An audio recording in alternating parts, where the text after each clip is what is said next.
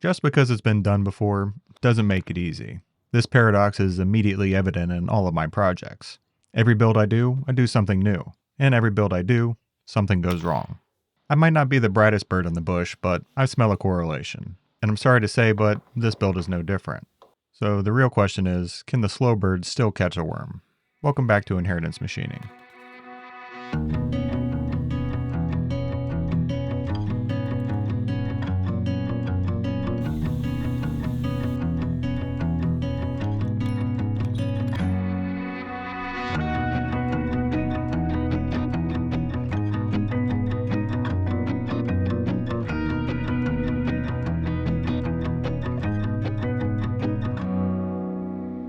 Quick recap. Over the last while, I've been making this big honkin' contraption, a radius turner for my lathe.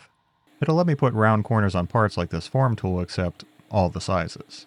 The principle works like a set of train wheels where the radius of this arc is the radius it will cut, and that radius is adjusted by this dovetail slide. So pretty cool. But it doesn't work. It binds up, and the only way to overcome that is to synchronize these two spinny bits, which I did in my last video. It also didn't work. Somehow I wasn't able to make this pair of 90-degree phase crank lobes and connecting rods transfer motion, despite NSU motorcycles doing it literally a million times, 70 years ago.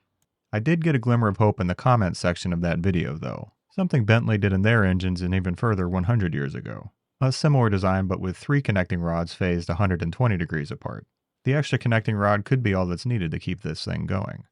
So that's one possibility. Another is to use worm gears, or rather one worm across 2 gears, that I would turn with a crank to spin them both at the same time. And these are the only 2 possible ways to solve this problem, clearly. So which way do we go? Remaking the same design as the last video, only 50% more? Or with a new worm gear design, something I've never tried before? Let's do the gears. Provided I can navigate this completely foreign territory, this should resolve many of the issues I was having, while politely introducing a bunch of its own. Lunch is never free in this shop, but my modeling software is. I've been using Onshape this entire build and it's just been super easy to work with. It makes my endless design changes painless, and because it's cloud-based, I can quickly switch to any device that hasn't fallen from a precarious position during a windstorm. Check the link in my description to get 6 months of Onshape Professional for free. So let's start with the basics. Can I even make the gears? If I can't manage this, there's not much point in exhausting myself on the other problems. Within a worm gear system, the hard part isn't the worm screw. It's nearly identical to an Acme thread, which I already know how to do, and more importantly, what not to do. No, the hard part is the worm wheel, and there are options. Straight tooth spur gears like this are one possibility. Because of the helix of the worm screw, it would have to mount at an angle to mesh properly. I don't like that. A variation of this called a helical gear would allow for proper orthogonality, and to make that spiral I would need a universal dividing head, something I don't have. Leaving the only option of a worm wheel. It's basically the negative imprint of a worm screw itself around a wheel. Despite looking even more complex than the other 2 gears, this should be reasonable to make with the tools I already have. Now I told you my tools could make a worm wheel. What I didn't say is I need to make more tools first. To machine the wheel, I'll do something called hobbing, but there aren't any hobs around these parts, so we've got a hob job to do. Hobs look suspiciously like taps, and the principle is to essentially jam the hob into the side of a round blank. Theoretically, and with a fancier drill, this should produce a gear. I say theoretically because I've only ever witnessed this on the YouTubes, and you know what they say about the internet, so we'll just have to try for ourselves.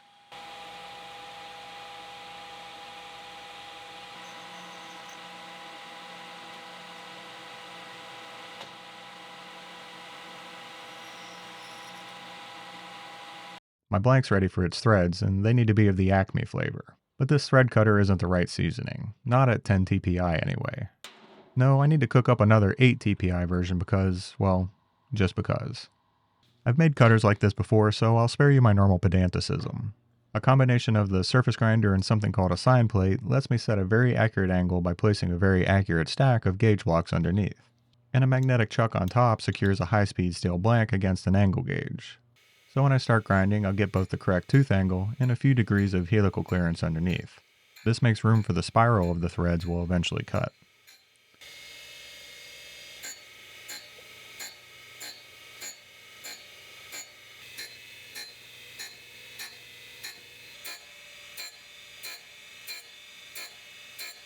And there you have it. an Acme cutter with an 8 TPI tip, and a completely wrong angle. What the f***? I double checked my model and even reran the sine formula before realizing my totally rad error. 15.388 degrees is not the same as 15.388 radians, though surprisingly close. The fix was only a matter of some cleanup passes at the correct angle, and a kiss on the magnetic chuck for good luck. Fuck you. I'm starting to feel like I jinxed myself with this video's intro. Anyway, let's use this thing. The compound slide is adjusted to the 14.5 degrees we so painfully ground our cutter to, and the thread feed is set to the 8 TPI we want. Let's send it.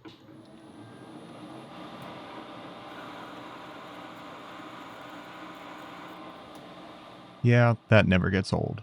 A fresh, sharp thread cutter swirling off little pigtails like this is just mwah. I love having the right tool for the job. It's important to find the right tools for other jobs in your life as well. If you're like me, you're probably not the best at sanitizing the web of your personal information. And how could you? It's just too time-consuming, too complicated, and too vast. That's why I've partnered with Incogni. They're an online service that does just that. They remove your sensitive and private details from the far reaches of the internet. Imagine this bean is your name, and this one is your address. And these are every other thing about you that you'd really rather keep private. Well, your pintos are constantly being collected from the internet, then bought and sold by bean dealers called data brokers. And these guys, they have a reputation for spilling the beans. Incogni puts an end to this. They automatically and simultaneously search hundreds of known data brokers, online directories, people search sites, and commercial databases, and sift your beans out of their clumsy hands. But your beans are likely duplicated, multiplied, and scattered everywhere. It's just a matter of time before one slips through the cracks into the unknown, leading to a real catastrophe. Thankfully, Incogni routinely checks back in on these sites for new traces of your information, keeping your beans safe in perpetuity. And now their services just got even better with their custom removal feature. If you happen to stumble upon your beans somewhere Incogni hasn't looked, just send them a link and a dedicated privacy expert will handle everything else. Protect your beans with Incogni. Use code INHERITANCE at the link below and get 60% off an annual plan. Thanks to Incogni for sponsoring this video and letting me focus on the things I'd rather be doing.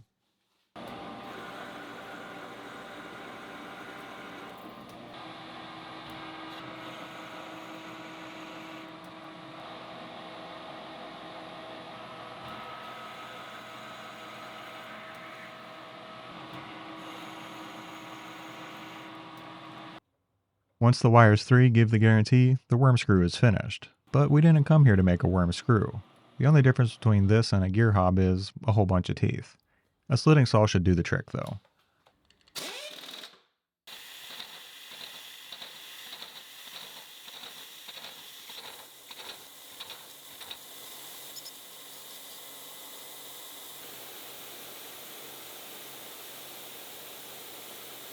The teeth won't have much bite unless I bake in some rake angle. The recipe for cutting bronze is somewhere between 5 and 15 degrees, so I'll aim somewhere in the middle at 10 degrees, running this saw a pinch below center line. Oh, and for the metric folks, a pinch is more than a smidgen, but less than a tad. Finally, we have to get the part of the teeth that isn't doing anything out of the way. This is called form relieving, except I'm sort of half-assing it. Proper form relieving would have me tapering each and every tooth behind each and every cutting edge in both the diameter and the width. And I'm not about to do all that. At least not before trying this first. Done, but not yet al dente. I'll send it through the oven at 950 degrees Celsius for half an hour, and because it's A2 tool steel, I can air quench it to get it nice and hard. While that cools, let's prepare our first victims. She's hot. I've got a perfectly sized piece of bronze here to make a couple wheel blanks.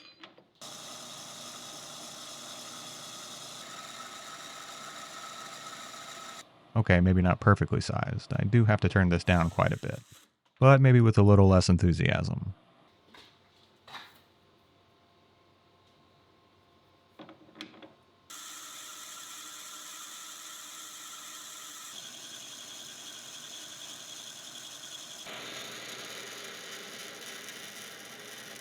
I know it's kind of boring, but these wheels need to mount to something. They're gonna go on the radius tool spindles, so we'll match that. I'll partly part this off, then come back in with a carefully canted cutter to add some edge bevels on both sides before finishing what I started. That's the first wheel down, and I did it all again exactly the same way, except where it mattered. Son of a... Such a shame too, because I had plenty of stock to do it right, but only once. On the bright side, we can use old Slim here as a guinea pig, but we're going to need a way to hold it. Let's make our third tool of the project, a mandrel.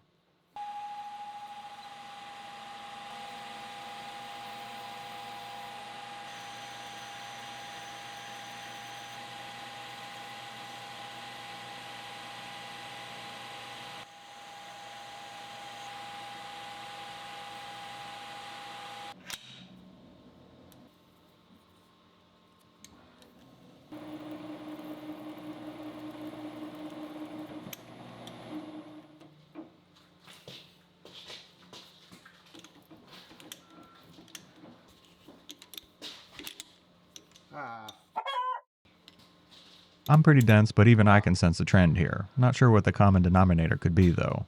Just in case it was the camera, I finished this guy out and made a nice spacer washer. So we're almost ready to get our hob on.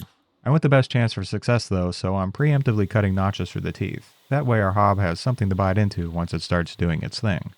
Important note, these notches are also angled to match the screw helix. Something I managed by spacing the rear edge of the collet indexer up a bit.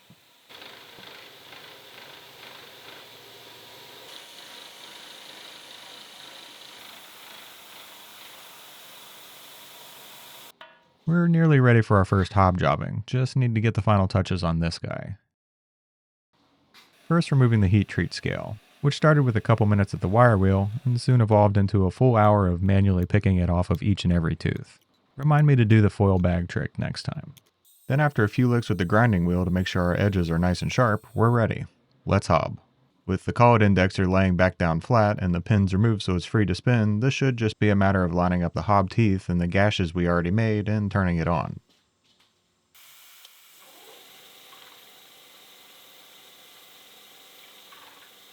So far so good. Whoop! Looks like this setup has a mind of its own. Naturally, the locking nut backed off, so this is spinning on its own, but it seems to be going alright, so we'll let it go. By the way, I didn't show indicating it, but I am bringing the center line of the hob to a certain distance from the center line of the wheel, and once I hit that measurement, we'll back this out and see how we did. Well, that looks awful. It's riddled with burrs, which I kind of expected, but it also looks like it got misaligned with the teeth in some places. Hang on. Yeah, 39 teeth. That's not good. I haven't said this explicitly, but I was aiming for 36. So something isn't adding up. I put 36 gashes in the blank, but maybe they weren't deep enough to bite into. Fortunately, this was just my practice part. Unfortunately, it was my only practice part, and I didn't exactly figure anything out for sure. So I guess I'll just have to get it right on this one. I'll try notching with the slitting saw this time so I can go a little deeper without taking away too much of the tooth form. And just to help things along, I'll also scallop the wheel face to clear out the material that will get cut away anyway. I'll also pop a jam nut on here so I can keep it loose enough to spin without getting looser. Alright, before I turn this on, I'll just double check that it's going to spin things. Yep. Okay, let's go. Nope. I can already tell this is drifting out of the teeth. This kind of makes sense because I'm starting the hob further away, which would be a larger diameter on the wheel and more teeth. So maybe I need to set the final center distance from the get-go and feed the hob down so it can't possibly cut more than 36 teeth. Okay, that didn't work. 39 teeth again, and they look just as bad as the first, so what gives? I went back to the YouTube video I referenced to see if there's anything I missed when I noticed one small detail. The wheel he hobs has a whole lot more teeth. What I would guess is that because you have to feed it into the wheel radially, there's just no way to avoid starting at a larger diameter where it will try to cut more teeth. But if the tooth count is higher, the larger diameter means that the difference in tooth pitch isn't that significant and will eventually work its way to where it needs to be. I could just increase the size of the wheel to have more teeth for the same worm, but I'm really stuck on having a 36:1 ratio so every crank of the handle is 10 degrees on the radius head. If I make the worm screw double pitched, i.e. 2 sets of threads around it, then I can give the wheel 72 teeth and still get the 36:1 ratio. So what does all that mean? It means that after all the work to get to this point, we're going to completely start over.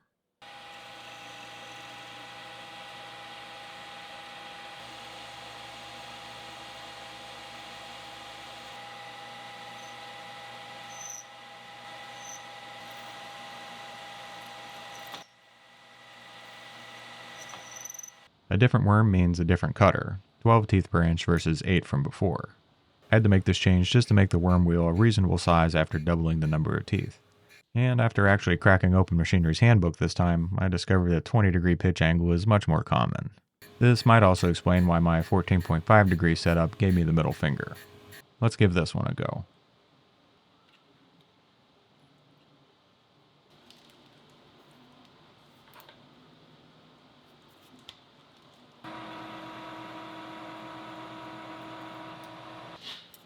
Wait for it, wait for it, wait for it. Son of a bitch! Yeah, I forgot the whole double pitch thing. On the bright side, I have at least a couple more chances to get this right. A double pitch 12 TPI means I actually need to cut at 6 TPI, twice. This works out nicely for my lathe because on the thread dial, any of the O, A, or B marks will give me the first pitch. Then any of the C marks will give me the second.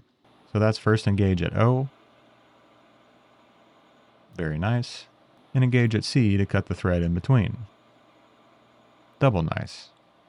Now I just do that over and over for each cutting depth until we hit the mark.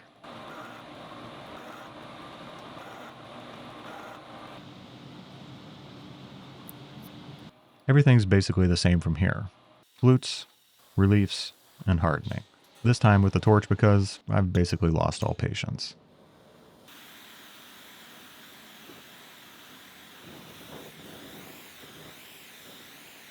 I usually skip practice runs, but we saw where that landed me, so I'm not going to waste any more of my costly bronze. We'll make sure this is going to work on an aluminum blank first, but not without gashing it first, of course. And it's 72 teeth this time. So after the first 36, I'll shift the locating pin to the 5's position and go around once again to hit all the spaces in between. Now for the moment of truth. Did adding more teeth make this a possibility?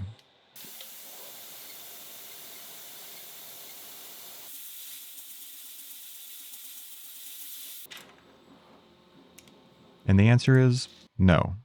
While it did look a lot better, it's merely a deception. The teeth still work their way out of the gashes, giving us 78 rather than the 72 we were aiming for. Correct me if I'm wrong, but that's even worse than before. But then I realized my mistake. I picked a wheel diameter way larger than the recommendation for some reason, so let's try this one more time with a blank of the correct diameter. And I won't be able to pre-gash because the teeth won't actually reach the sides of the blank.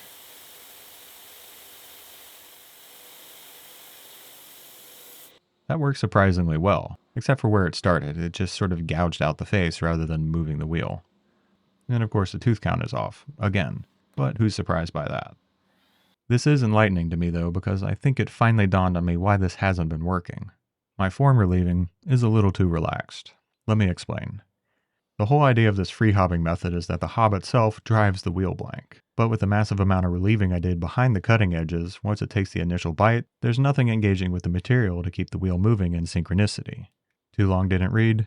Both of these hobs were doomed from the start. So we're going to do this one more time. I'm also going to go back to my coarse pitch design because, well, this version doesn't look wormy enough for me. After attempt 4, and then 5, I've got a hob blank here ready for relieving. And this is where we're going to do things differently. Rather than mill a whole bunch off like we did before, I'm just going to stone off a couple thousandths of an inch. The sheet metal is just to protect the precious cutting edges from my vigorously haphazard rubbing. I also now see that there's no possible way this could generate the correct number of teeth without pre-gashing. I'm going to do it a little differently this time though by double gashing it, so I have something a little closer to the final tooth form.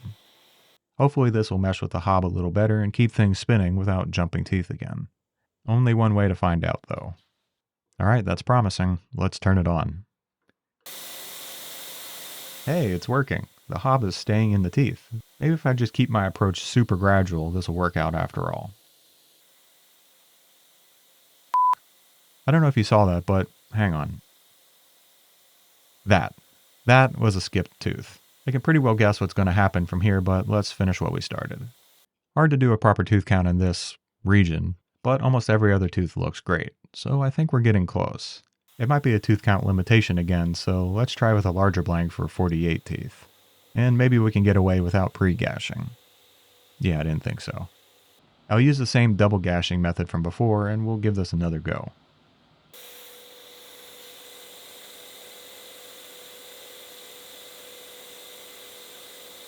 You can probably tell by now, but it isn't going well. It's skipping all over the damn place. I feel like I'm completely losing my mind. I'm basically desperate at this point, so let's really get aggressive with the pre-gashing. These are nearly double the width from before, so maybe the wider grooves will keep the hob from jumping in line. Yeah, nope. That was really close though, so I think we just didn't engage enough before turning it on. So one more time, starting in a little further. Dude, I got freaking nothing. I'm either missing something terribly obvious, or, well, I'm probably missing something terribly obvious. I can tell you one thing though, I'm completely roasted. I genuinely had no idea free hobbing was going to be this difficult. The internet makes it look so easy. So easy that I honestly thought these worm gears were the cop-out solution for my radius turner. They were what the Germans used after all. Yeah, you probably forgot that's why we're even trying to make these things. But here I am, after all that, still holding my unsynchronized shafts in one hand and a fistful of misfit worm wheels in the other. So my question to you is, where do we go from here? Do we embark on the largest side project ever to properly synchronously hob some worm gears? Do we cut bait and try something else off the list? Or do we abandon ship altogether? Because I'll tell you one thing, free hobbing doesn't come free. As always, thanks for watching, and see you next time.